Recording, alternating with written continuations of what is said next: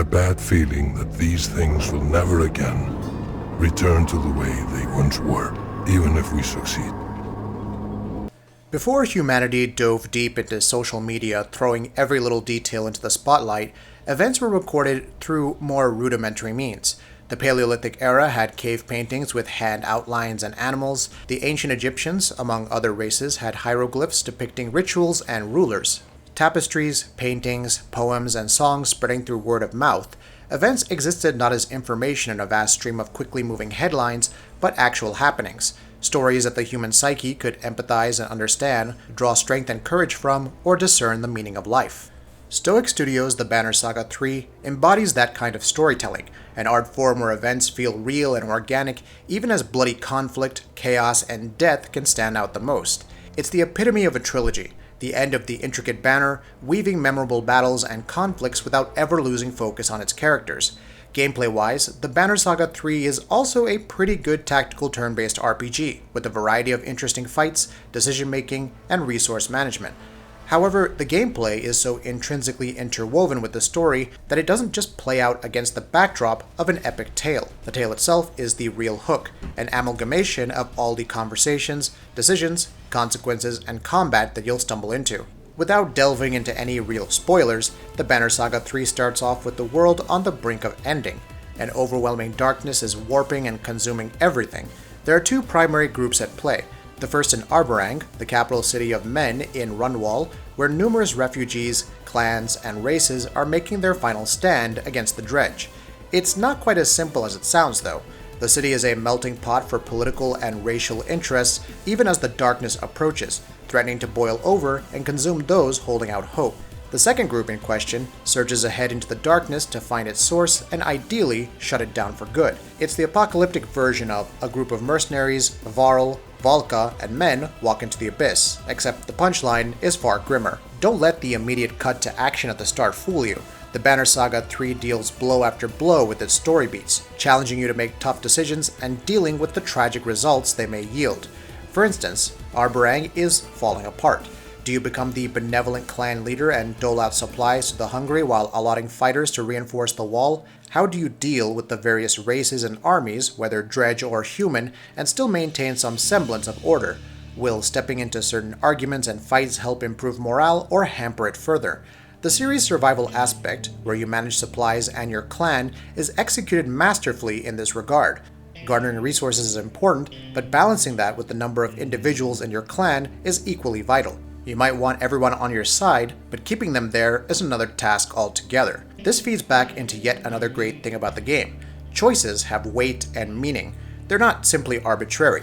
When you see something terrible happen, you wonder if nothing really could have been done to prevent it. You question the choices made up until that point. Then again, while plenty of situations don't require the right or humane answer, would you really have acted otherwise? Keep in mind that your every decision will contribute to the ending. Despite the journey itself being the real highlight, my ending was a bittersweet finale to the suffering these characters had endured. Much of the motivation for the decision-making can be chalked up to the stellar writing. Each and every character, from the sisterly yet headstrong Oddleaf to the solemn yet trustworthy Ivor, from the hesitant but pure Alette to the outlandish Trigvi, make their presence felt. You could argue that some don't quite get enough exposure, and you would be right. The game doesn't let you freely build bonds with every single character. You can't just walk up to anyone and have a conversation with them, building up your confidant level, and maybe getting a sweet weapon from completing their loyalty mission or something like that.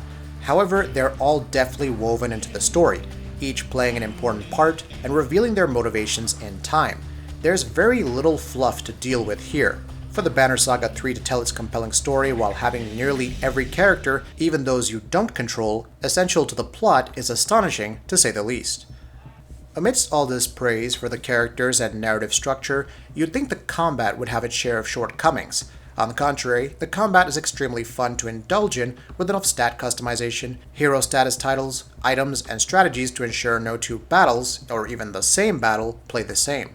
For instance, in Arborang, it's possible to have a Thrasher chip away at Dredge armor, while a Varl uses high strength to attack its health directly. A horseborn and 2 archers could also pitch in from range or apply crowd control and other benefits like Overwatch to deal with moving enemies. On the other hand, you could deploy 2 raid masters and aggro enemies onto their defenses, while the Varl and archers deal damage unhindered. Your own positioning is incredibly vital during fights. Taking out stronger enemies is important, but so is ensuring your own units don't become weakened by other foes. Implementing units with unique abilities like track is also vital, as is sticking together. Different enemy types, including warped enemies which explode and grant willpower to their allies, while also leaving ashes that diminish willpower if your units step through them, help keep the action fresh. Transitioning back and forth between the 2 fronts is also seamless, though at times I found the multi-stage fights in the darkness to be tougher than those in Arborang. There are a few nitpicks with the combat. The Valka spear felt tougher to really take advantage of compared to the horn. The chain lightning effect was heavily reliant on enemy positioning, and despite 3 charges that could be utilized in a wide range, it still felt more like chip damage. Contrast this limited utility to the horn that grants willpower, something that morale also affects. This can be used to increase damage done to armor, tile movement, strength damage, and more. It wasn't so much frustrating as a wrinkle during the second group's fights. A slightly curious wrinkle that I need to get good at, but a wrinkle all the same. Being unable to skip through animations during battles, especially when numerous enemies are on the field and taking turns, wasn't annoying, but it would have been a nice option to have. If you don't experience the Banner Saga 3 for its compelling combat, storytelling, characters, or decisions, then it should be for the presentation. The aesthetic is simply gorgeous. Traveling through the darkness and seeing past locations mangled horrifically is beautifully haunting in a way. Roughing it through Arborang en route to the king, taking in the destroyed walls and rival clansmen peering from a distance is similarly epic. Conversations where characters stand out, revealing their full profiles, also look gorgeous. Battles where various NPCs and enemies remain static, while your party and their foes are animated, afford some pretty nice framing, like the painting of a conflict taking place. Though there aren't dozens of cutscenes, those present look absolutely gorgeous and pop up at the most appropriate moments. The Banner Saga 3's art isn't just out to look great. There's a feeling of the environments actually feeling lived in, rather than acting as backdrops for the action. And even if the art doesn't grab you, then the music certainly will. Composed by Austin Wintory, the soundtrack embodies everything from twisted, eerie surroundings to tense battles. The music doesn't completely overpower the action, but adds to it, accompanying the emotions felt when a harrowing battle is underway or a threat that could decide the fate of the world suddenly emerges. The soundtrack does a great job of conveying a wide range of emotions and can't be praised enough. If there was one issue I could find in the Banner Saga 3, it's a strange bug that would cause key events and an important battle in Arborang to be skipped. This bug seems to have triggered during one of the multi-stage fights in the darkness, so not going past the first stage of that fight seemed to return things to normal. Avoiding this bug meant a bit of trial and error while reloading progress. It's nothing that will completely destroy your enjoyment of the game and will likely be fixed very quickly, but it did serve to disrupt progress while denying one of the key story sequences. Otherwise, the overall polish and performance on PC is exceptional with no major issues. In a year full of compelling games, both indie and big budget, Stoic Studio isn't lost with the Banner Saga 3. Instead, it delivers a confident and overwhelming yet mature tale of life, death, love, war, and the world. It does this in such an incredible manner that's commendable, to say the least, and absolutely spellbinding at most. The Banner Saga 3 is deftly crafted to appease its fans, while also standing tall on its own merits, filling the space in its tale of light and darkness with ample intrigue and emotional nuance. That'll be it for this video. If you like what we're doing, please go ahead and subscribe, and we'll see you next time.